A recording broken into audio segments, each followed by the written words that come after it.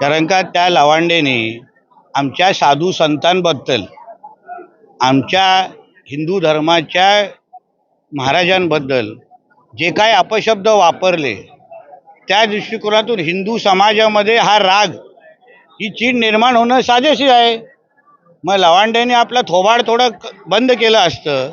आमच्या हिंदू राष्ट्रामध्ये राहूनच अगर आमच्या साधू संतांवर अगर अशा पद्धतीने कोण खालच्या दर्जाची टीका करण्याची हिंमत होत असेल तर असे कार्यक्रम अपेक्षितच आहेत. शेवटी हिंदुत्वादी विचाराचे आम्ही सगळेजण लोक आहोत. राष्ट्रवादी काँग्रेस, BJP, शिवसेना हे नंतर, मुळात आम्ही हिंदू आहोत. आणि हिंदू असताना आमच्या धर्माला वाढवण्यासाठी धर्माचा आशीर्वाद देणारे जे आमचे धर्मगुरू आहेत त्यांच्या बाबतीमध्ये कोणीही अगर अपशब्द वापरत असेल तर हा ये तो सिर्फ झाकी आहे, पुरा पिक्चर बाकी आहे. एवढं लक्षात ठेवावं आणि अवकातीत राहावं.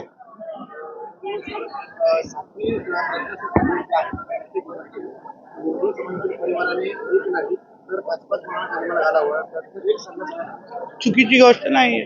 कारण का शेवटी आपल्या हिंदू राष्ट्राला भक्कम करण्यासाठी जे काही मार्गदर्शन आमच्या हे साधू संत आम्हाला देतात ते मार्गदर्शन सकारात्मक पद्धतीने घेऊन आपला हिंदू राष्ट्र हा अजून भक्कम कसा होईल त्या दृष्टिकोनातून सगळ्या जणांनी विचार करावा.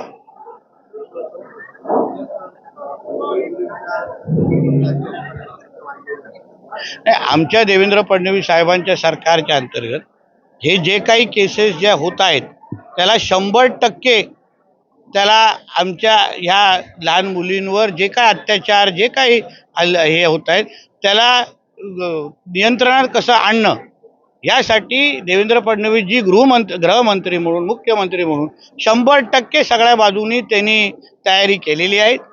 आपल्याला येणारे जे आकडे आहेत, येणाऱ्या काळात आपल्याला कुठेच या बाबतीमध्ये उच्चार पण करायला लागणार नाही.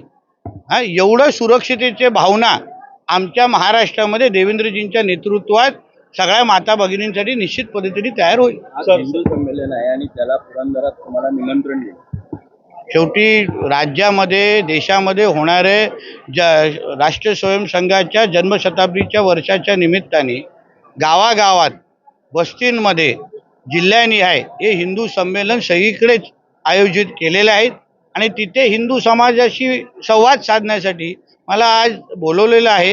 हिंदू समाजाला एकत्र आणणं आणि राष्ट्रीय स्वयंसंघाचा जो काही राष्ट्र निर्माण आणि ते व्यक्ती निर्माणचा जो प्रवास आहे त्या बाबतीमध्ये जास्तीत जास्त माहिती देणं हेच या कार्यक्रमाचं उद्दिष्ट आहे. आणि त्यासाठी मी संध्याकाळी वेळेत त्या कार्यक्रमाला पोचणार आहे. सर, आंबा काजू केळी बागायती बघा, ह्या वर्षी जे वातावरणामध्ये होणारे बदल, उदाहरण एल निनो इफेक्ट ह्या वर्षी अपेक्षित आहे. त्याच पद्धतीचे निर्देश आणि काही संदेश आमच्या प्रशासनापर्यंत आलेले आहेत. आणि म्हणून वातावरणामध्ये होणारे बदल ह्याच्यावर तर आमचं कंट्रोल नाही, पण लोकांचं कमीतलं कमी नुकसान व्हावं, लोकांना गैरसोय होऊ नये या दृष्टिकोनातून प्रशासन म्हणून आम्ही सज्ज आहोत.